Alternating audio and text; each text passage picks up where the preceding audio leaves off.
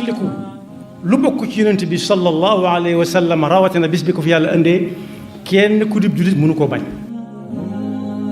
yoon wu ñuy war a jaar ba mën a gañe Sëñ Tuubaa gisaguma ko seetlooguma ko. kon alxuraan moomu mooy benn téere ci kaw suuf boo xam ne li ko mokkal mokkalul benn téere fa gën a sori ñenn ñu nekk fañ nekk dañ naan fa sori sa ñoom feneen foofa gën a sori waaye soo fa demee laaj ko ñu wan la ko mooy bi nga xamoon fii ci réew mi kepp te lu ay at yàgg-yàgg ci ginnaaw it moo yàggaa yooya yoroon. Seydina Omar nee na yonent bi sallallahu alayhi wa sallam nee na alxuraan ñii nit dana ko jàpp di ci dox di ci liggéey ba xëy bis ñépp di ko séen mu ne ca kaw te dutu wàcc waaye nag nee na nit dana ko def noonu ca lay doxee wàcc ba faw te dut kenn dutu ko séen.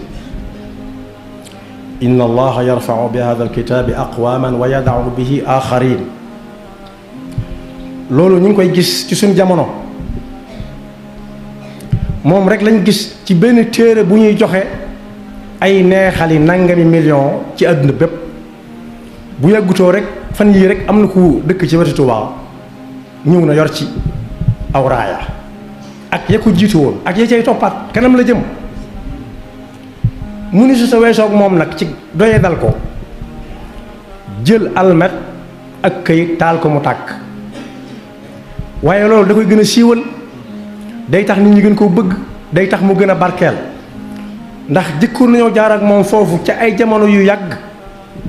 ci réew mu mag moo xam ne benn waaye moo ko yëkkati ne kii feek teggaliwu leen ko jullit yi duñ mën ci ñoom dara am tàng xol bu ko ne ma gis mu jox ko ko mu xottite ko dëggate ko mu ne ko da ngay sonal sa bopp nekku ci bibliothèque waaye ci dënn yi la nekk ci dënn yi la nekk nit ñi dañuy dem di ànd ak moom di dem fu ñu jëm yóbbaale ko. Abdullah ibn Amr ibn al-As radiyallahu anhuma nee na ëllëg kenn ku nekk fa alxuraanam toll fam ca toll lam ca jàng buy dem aljana ci toll noonu lañ koy jox ndax dañu ne ko tareel mu tari su taree juróomi isib ci misaal am aljana ju tolloog juróomi isib su dee fukki isib noona ba buñ mokkal kaamil bi ka ko mokkal ci di ko tari rek kit nag lu am solo la waaye du tolloo ak ka ko mën a bind te du ko xool noonu la darajee di rawante yuqaalu li saaxibi alqurani iqra wartaqi warattil kama kunta turattilu fi dunya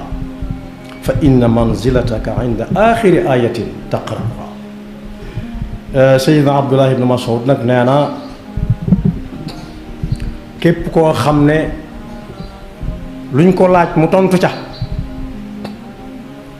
bu ngeen dee wëri ku yanu ay sagaram bu ngeen ko teggee du ngeen ko gis. inna alladi yufti nnaasa fi kulli ma yasaluunahu la majnuun. mag ñi nga xam ne newoon nañ ci réew mi